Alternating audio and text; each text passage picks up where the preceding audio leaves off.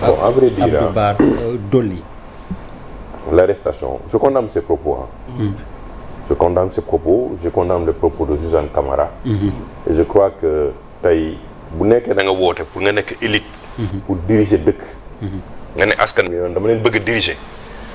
yow dafa am loo xam ne waroo ko wax. waru génn sa gémmiñ waroo ko xalaat sax. ba ay milliers de personnes taxaw sa kanam nga wax ko. wala nga téere sa téléphone nga ne diw dañ ko war a rey wala dama ko war a rey. c'est pas, ça nous honore pas comme en démocratie. Si on ne parle pas d'idées, si on ne parle pas de développement, si on ne parle pas te foofu la ñuy xaaree politiciens yi nga taxaw ci biir tribune wala ci kaw tribune di wax ay loo xam ne tey même taximan bi du ko nangu wax mais mën naa contre Abba mais du ma wàcc ba nga xam ne tey mën naa toog ci kanamu ay xale di leen wax loo xam ne yow sa biir kër doo ko wax ci kilifa. C'est ce qui est condamnable en fait.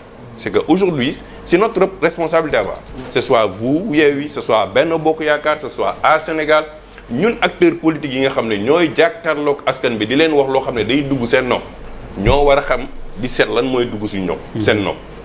Et c'est pourquoi il y a cette tension-là. Cette tension est née en fait des acteurs politiques. C'est pas né de la presse. La presse fait son devoir. Elle relaie l'information. Aux États-Unis, Rush Limbaugh était un conservateur pur et dur, talk show. Mais moom ñëpp a xamoon ne c'était un conservateur. Mais lu ko neex la doon wax ci rajo bi. Mais dafa am fu mu ko doon ñemale nga jël fële ki nga xam ne c'est un pro-démocrate ay ñoom Hannity and Colm dañu doon wax carrément li ñu xalaat ci média bi gis nañ ko kii day nekk pro-conservateur kii day nekk mais day am ci dëkk am nga sa choix nga ne man par rapport ak sama ligne éditoriale lii laay défendre. New York Times c'est une ligne éditoriale libérale proche des démocrates. Mais loolu la nga koy xam ci dëkk. C'est-à-dire que la maturité politique war nañu mën a may nangu. tey observateur demee bii boor Walfadjri demee bii boor. mais est-ce que c'est une culture démocratique justement. moom laa lay wax non c'est-à-dire que yegg na fa. xaar xam nga de lan laay wax. comme boo demee en France ni ngay wax acteurs politiques yi. des journaux de droite de gauche moom laa lay wax. de l'extrême ñun gauche acteurs politiques yi. dañu am responsabilité yee suñu militants yi wala ñu ñuy déglu ne kii am na droit. demee bii boor. parce que dañu egg foo xam ne bu daw dimee bay bi boor rek dañ koy sosal wala ñu ne ko warul demee bii boor. mais on a cette liberté de pouvoir choisir quand même suñu pensée fan la war a mën man nanguma lii. nangul naa ko Yewwi mu jël ko. moom bu ko neexee mu am ligne éditoriale am par rapport ak ñenn ñu koy jugé ne ñoom. li Yewwi di wax moo leen ñor. Benno Bokk Yaakaar mën na am journal am wala mën na am ay ñenn ñoo xam ne nee nañu lii ñuy wax moo ñu ñor.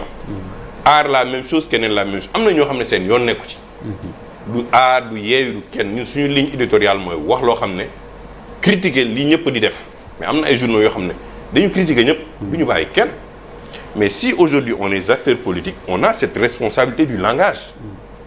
parce que li ñuy wax dañ koy diffuser te tey ñun acteurs politiques yi on a cette puissance d'avoir x de gosses derrière yoo xam ne ñoom dañuy nekk ci réseaux sociaux yi di xot-xotal.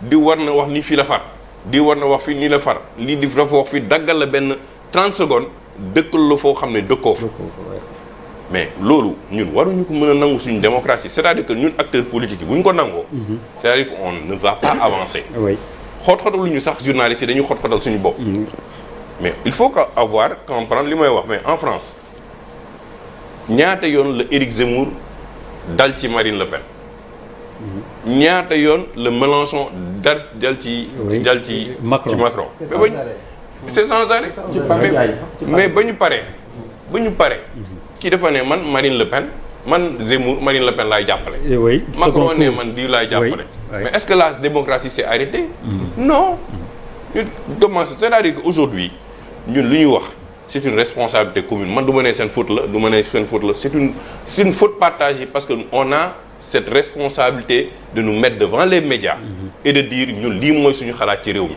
bu ñu ko waxee de manière violente xale yi dañ koy déggee de manière violente bu ñu ko waxee de manière pacifique xale yi dinañ ko déggee de manière pacifique bu ñu ko waxee de manière mesurée xale yi dinañ ko déggee de manière mesurée mais que ce soit lii Serigne Bara Dolly wax en tant que député te dañuy dem ci ay législatives mu am responsabilité lii Suzanne Camara wax en tant que personnalité publique bu am tur waru ko wax ak yeneen yoo xam ne comme ni ma Koura Macky taxaw na fi wax fi yoo xam ne waruñu ko xalaat di ko bàyyi muy jaar donc cette responsabilité ne te lenn mooy danger bi y a plus de parti y a que des coalitions dont on est devenu des composites yoo xam ne kenn contrôlé wul kenn. hétéroclite.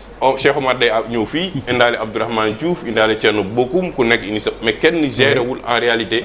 donc c'est une dislocation même de la formation politique des militants. qui viennent en vague et en masse juste sans éducation sans rien du tout mais on a la responsabilité quand même.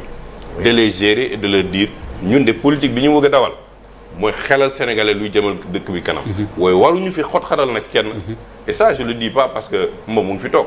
mais événement yu année dernière mars fii laa toog man leen dëkk bi Cheikh Oumar moomu ko Bouba Ndour moomu ko Macky Sall moomu ko Ousmane Sonko moomu ko Malal moomu ko ñun ñoo ko bokk. kenn amul lenn loo xam ne war nga ko mën a gënal sa morom ne fii maa ko moom. Sénégal ñëpp la donc on doit préserver cet outil là parce que tukkiwuñu demuñu fii lañ bëgg a am suñuy teraanga donc il faut qu'on se préserve cet outil qui est le Sénégal. yéen a yor